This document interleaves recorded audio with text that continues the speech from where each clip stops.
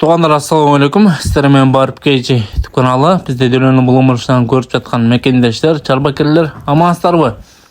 Туғандар, бұл сіздер экранда көріп жатқан арышан парадасын ұрықты қошқор сатылады. Егерде бұл қошқор жаққан болса, жақта деген лайк кнопкасын баса кетіңіздер. Жана достармен падилесе қалып бөліше кетеміз. Нашнауы жақшы ұрықты қошқор.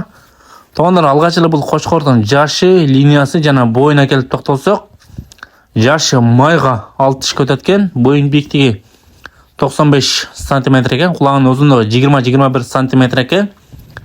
Линиясына келіп тоқталсақ, линия Рамис Жұмабаевтың қорасынан шыққан екен. Ландрос деген қошқордың промой қозы екен, қозы кезінде алған екен.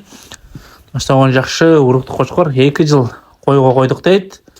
Жақшы қозыларды алып тұр. Туғандар, егерде бұл қошқор жаққан болса, иесімен байланышып сатып болады. Дареке Талас облысында тұрады. Бағасындағы өте жақсы қойып тұр. Бағасына 120 мың сұрап жатыр екен. Қырғызстан Любой жағына доставка uyushtirib beramiz deydi. Бұл жағы Қазақстан, Өзбекстанға доставка жолдары бар екен.